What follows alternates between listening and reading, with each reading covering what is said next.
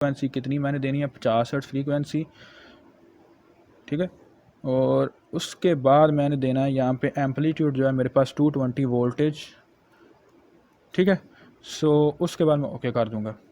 और सिंपल आगे जो ट्रांसफार्मर में बेसिकली उसी तरह से मैं आकर लेफ़्ट क्लिक करूँगा तो उसके बाद मुझे ये टास्क बार ओपन हो जाएगा। इसमें मैंने क्या करना है, प्राइमरी डीसी रेजिस्टेंस जो मैं प्राइमरी जो रेजिस्टेंस उसके ऊपर कितने वोल्ट होने चाहिए, 220 वोल्ट मिल रहे हैं, ठीक है।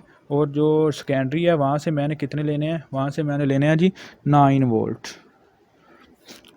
9 वोल्ट, तो 9 वोल्ट। उसके बाद मैं ओके कर दूंगा।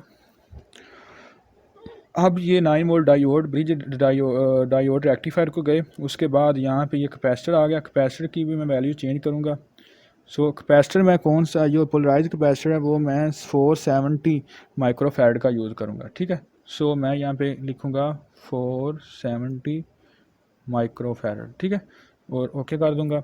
उसके बाद जो मेरे पास है ये वाला कैपेसिटर, इसकी भी वैल्यू मैं चेंज करूँगा सिंपली उसी तरीके से। और इस कैपेसिटर की वैल्यू मैं क्या रखूँगा, मैं इस कैपेसिटर को ले लेता हूँ 0.1 माइक्रोफैरड का, ठीक है। सो ओके कर देंगे। और ये जो रजिस्टर मैंने यूज़ किया है, इस रजिस्टर की वैल्यू भी मैं खुद सर चेंज कर दूँगा। इस रजिस्टर की वैल्यू जो मैं लूँगा वो होगी मेरे पास, मैं ले सकता हूँ सिंपली 470 या 360, आप कोई सी भी ले सकते हैं, ठीक है। और इसके बाद ये बेसिकली मैंने सारी वैल्यूज़ इसको दे दी हैं इस सर्किट को। सो अब क्या होगा कि अब क्योंकि मैंने आउटपुट वोल्टेज देखना है यहाँ पे, मैंने क्योंकि आपको बताया कि मुझे आउटपुट के ऊपर कितने वोल्टेज मिल रहे होंगे, रेगुलेटेड वोल्टेज मुझे डीसी की सप्लाई के मिल रहे होंगे जो होंगे 9 वोल्ट। सो मैं अब उसको चेक करूँगा, चेक करने के लिए मैं एक मीटर लगाऊंगा, वोल्ट मीटर। सो मैं डीसी वोल्ट मीटर यहाँ पे ऐड करूँगा और डीसी वोल्ट मीटर यहाँ पे जब मैं इंस्टॉल करूँगा तो मैं उसके कनेक्शन कर दूँगा यहाँ पे, ठीक है। और ये पॉजिटिव नेगेटिव के साथ अब हम करेंगे सिमुलेशन स्टार्ट। सिमुलेशन बेसिकली होता क्या है कि वो आपके सारे सर्किट को रन करके दिखाता है जो जो मैंने उसे दिया, यानी कि सिमुलेशन करूँगा तो वो 220 वोल्ट इस प्राइमरी वाइंडिंग को देगा और वहाँ से सेकेंडरी वाइंडिंग से ट्रांसफार्मर हमें स्टेप डाउन करके 9 वोल्ट एसी के देगा जो कि डायोड रेक्टिफायर में जाएंगे और यहाँ से हमें आउटपुट मिलेगी जो डायोड रेक्टिफायर से जो कैपेसिटर, और यहाँ पे हमें जो आउटपुट मिलेगी ना इस पॉइंट पे आईसी से पहले वो होगी 9 वोल्ट, लेकिन अनरेगुलेटेड डीसी सप्लाई होगी। आईसी क्या करेगा, उसे रेगुलेटेड सप्लाई में चेंज करेगा, ठीक है। और रेगुलेटर सप्लाई के बाद चेंज करने के बाद वो आगे आउटपुट फ्राहम कर देगा। सो अब हम क्या करेंगे, सिमुलेशन स्टार्ट करते हैं। बेसिकली सिमुलेशन स्टार्ट हो गया और यहाँ पे हमें क्या मिल रहा है जी, बिल्कुल उसी तरह हमारा सर्किट रन हो रहा है। हमें क्या, हमारा ये डायोड भी रोशन हो रहा है जो मैंने एलईडी लगाई हुई है बेसिकली, ठीक है। और 9 वोल्ट पे एलईडी हमारी रोशन हो रही है और ये जो हमें वोल्ट मीटर है ये हमें दिखा रहा है 9.02 वोल्ट्स। सो पॉजिटिव 9.02 वोल्ट्स हमें ये शो करवा रहा है वोल्ट मीटर। सो सिंपली क्या है कि हमारा सर्किट रन हो चुका है, हमारा सर्किट ठीक बना है।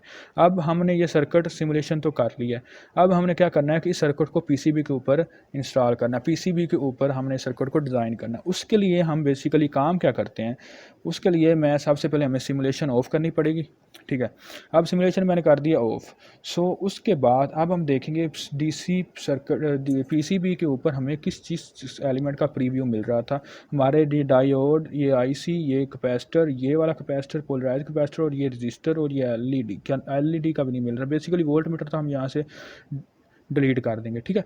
अब क्योंकि हम पीसीबी के ऊपर इस सर्किट को डिज़ाइन करने लगे हैं, सो मुझे पीसीबी के ऊपर इस वो जिन जिन एलिमेंट्स, जिन जिन कंपोनेंट्स का मुझे प्रीव्यू नहीं मिल रहा था मैं उनको एक दफ़ा करूँगा रिमूव। सो मैं इस जो ट्रांसफार्मर और ये वोल्टेज सोर्स है इसकी इनपुट की जो दूँगा यहाँ पे एक, इनकी यहाँ पे एक इनपुट पिन लगा दूँगा, यानी कि ट्रांसफार्मर के दोनों टर्मिनल उस इनपुट पिन, दो टर्मिनल इनपुट पिन के ऊपर मिलेंगे और इनपुट पिन से आगे सप्लाई मिल जाएगी, ठीक है।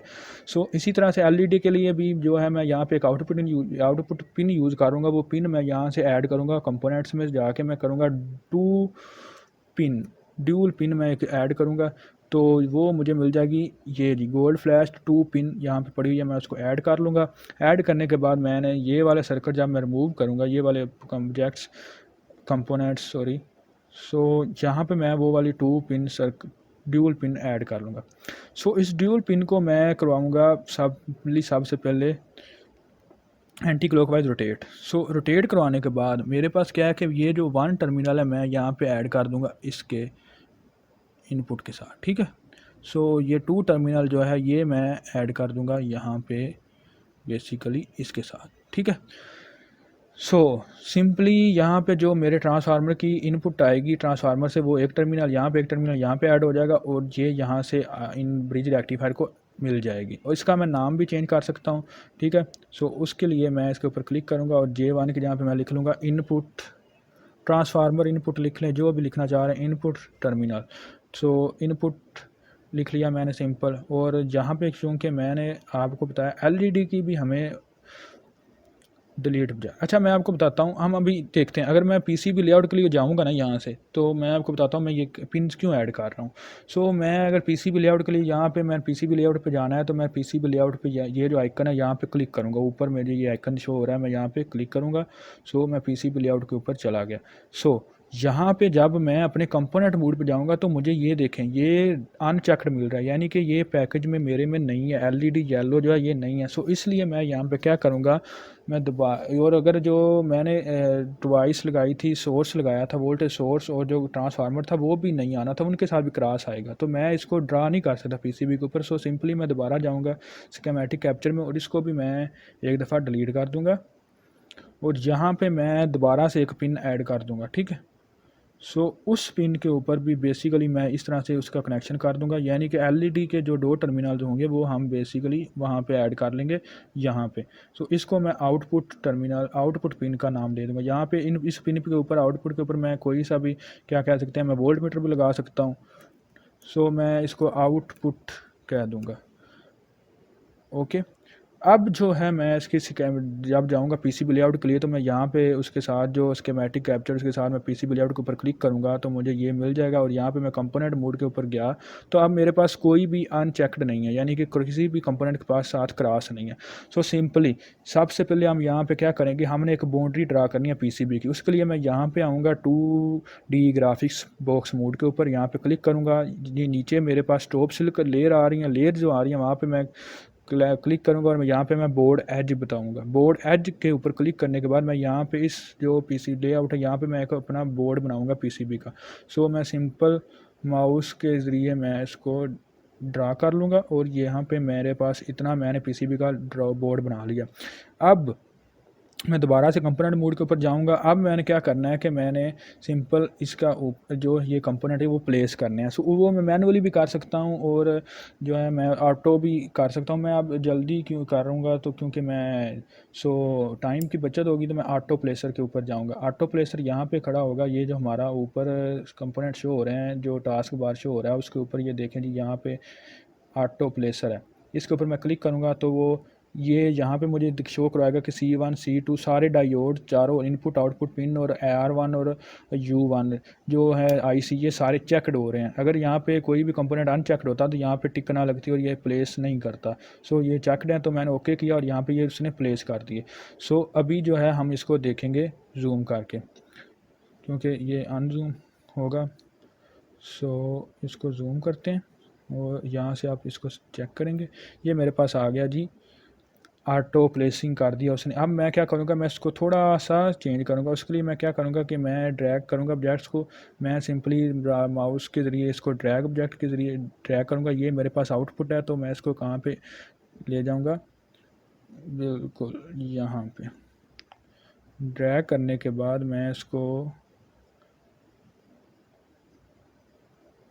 ये आ गई आउटपुट और ये जो मेरे पास इनपुट है इसको मैं ड्रैग करके ले जाऊँगा थोड़ा इस तरफ। और इसके बाद ये जो कैपेसिटर हैं मेरे पास, इनको मैं ये कैपेसिटर आ गया। और ये जो मेरे पास डायोड्स हैं, ये जो आईसी है इसको भी मैं थोड़ा सा क्या करूँगा कि ड्रैग करके ऊपर ले जाऊँगा और यहाँ पे मैं इसको क्लॉकवाइज रोटेट करवा दूँगा, ठीक है। अब जो है मेरे पास सिंपली ये थोड़ा सा सिंप्लीफाई हो चुका है। ये अगर मैंने देखा तो मैंने बताया था कि आपको पीसीबी के प्रीव्यू के ऊपर आपको ये कैसे दिखाई देंगे। ये हमारी जो रजिस्टेंस थी जो कि हमने एलईडी से पहले ऐड की हुई थी, ये वो रजिस्टेंस है। ये जो डायोड 1 2 3 4 हैं, ये मेरे पास जो मैं ब्रिज रेक्टिफायर में डायोड यूज़ किए हैं बेसिकली ये वो हैं। और उसके साथ ये जो इनपुट पिन थी और ये मैंने आउटपुट पिन यूज़ की हुई है वो है। और ये C2 और C1 मेरे पास, C1 जो है पोलराइज कैपेसिटर है और C2 मेरे पास नॉन इलेक्ट्रोलाइट कैपेसिटर है। सो अब नीचे आपने एक बात का ध्यान रखना है, जब आप इनको खुद से थोड़ा सा मैनुअली प्लेस कर रहे होंगे कि आपके पास ये नीचे जो है ना एरर्स नहीं आने चाहिए, DRC एरर्स नहीं आनी चाहिए, ठीक है। सो हमारे पास अभी तो कोई DRC एरर नहीं है। सो इसलिए मैं क्या करूँगा, अब नेक्स्ट स्टेप है हमारा रूटिंग करने का, PCB के कंपोनेंट्स की रूटिंग करने का। वो भी आप मैनुअली भी कर सकते हैं यहाँ पे रूटिंग, ठीक है। लेकिन हम क्या करेंगे, हम वो ऑटो रूटिंग को यूज़ करेंगे। और यहाँ पे इस ऑटो प्लेसर के साथ ही आपको ऑटो रूटर मिल जाएगा। यहाँ पे मैं क्लिक करूँगा, सिंपली जैसे ही मैं क्लिक करूँगा ये रूटिंग के लिए मुझे ये टास्क बार शो करवाएगा। और यहाँ पे मैं बिगिन रूटिंग के पे जाऊँगा तो मेरे पास ये रूटिंग होना स्टार्ट हो जाएगी। सो अब जो है मैंने देखें, आप देख सकते हैं कि हमारे पास यहाँ पे कोई एरर नहीं है, DRC एरर नहीं है और ना ही CRC एरर है। सो हमारे पास ये एरर्स नहीं होने चाहिए। सो ये कंपोनेंट साइड जो हमारे पास ये जो रेड लाइन है, ये कंपोनेंट साइड की, ये फ्रंट साइड है पीसीबी की, और ब्लू जो है वो आपको बैक साइड शो हो रही है। सो ये हमारी हो चुकी है जी पीसीबी की रूटिंग। सो अब इसके बाद जो स्टेप है, हम यहाँ से आगे अगर आप देखें, यहाँ पे मैं टूल्स में जाके आपको एक फंक्शन यूज़ करवाऊँ तो आप इसको देख सकते हैं प्लेन जनरेटर की सूरत में। तो ये आपको बहुत ही प्यारा व्यू नज़र आएगा पीसीबी का। ये लें जी। इसके बाद आपने क्या करना है कि नेक्स्ट स्टेप आपका ये होगा कि आपने हम अभी इसका 3D विजुलाइज़र देखते हैं। 3D विजुलाइज़र के लिए यही पीसीबी लेआउट के साथ ही आपको 3D विजुलाइज़र दिख शो हो रहा होगा। उस आइकन के ऊपर क्लिक करेंगे तो आपके पास ये 3D पिक बन के आ जाएगी। सो अभी आपकी जो पीसीबी है रियल में जब आप उसको क्रिएट करेंगे तो आपको इस तरह की शो होगी, ठीक है। और इसके ऊपर भी वो देख लें, आपको जो आपने रूटिंग की हुई है वो शो हो रही है कॉपर की। सो अब जो है हम इसको दोबारा चलेंगे अपनी पीसीबी लेआउट के ऊपर। और अब आपने क्या करना होता है कि इस सर्किट को आप प्रिंट आउट लेना होता है। उसके लिए आपने क्या करना है कि आउटपुट जो यहाँ पे आपको शो हो रहा है वहाँ पे आप क्लिक करेंगे आउटपुट के ऊपर। आउटपुट के ऊपर क्लिक करने के बाद एक्सपोर्ट ग्राफिक्स के ऊपर क्लिक करेंगे। और एक्सपोर्ट ग्राफिक्स के बाद यहाँ पे आप एक्सपोर्ट DX PDF फाइल, वो से आपकी फ़ाइल ऑप्शन आ जाते हैं। आप एक्सपोर्ट रो PDF फाइल भी कर सकते हैं, ठीक है। आप किसी भी PDF फाइल में इसको एक्सपोर्ट कर सकते हैं, ठीक है। प्रोफेशनल वर्जन जो आप यूज़ कर रहे होंगे उसमें होगा। मेरे जो मैं अभी करंटली यूज़ कर रहा हूँ इसमें मैं इसको एक्सपोर्ट नहीं कर सकता। सो फ़िलहाल, लेकिन ये अगर आपने करना है तो आपको यहाँ से ही आप कर सकते हैं एक्सपोर्ट ग्राफिक्स के ऊपर जाके, ठीक है। सो उम्मीद है कि अभी तक जो भी किया हमने आपको समझ आ चुकी होगी इसके लिए। और आज की वीडियो में सिंपली आज तक जो हम आज अभी हमने काम किया वो यही किया कि हमने सिस्टमैटिक कैप्चर बनाया कि एक वो जो है हमारे पास ब्रिज रेक्टिफायर सर्किट का, उसको पीसीबी के ऊपर लेआउट करने का तो मेथड सीखा है। और उसके बाद हमने 3D विजुलाइज़र देखा है और ये सब कैसे करना है ये भी हमने सीखा है। सो आज की वीडियो में अभी तक जो भी था, सो अभी ये काम हमारा ख़त्म हुआ। सो सिंपली मिलेंगे नेक्स्ट वीडियो में इंशाल्लाह। खुदा हाफिज़।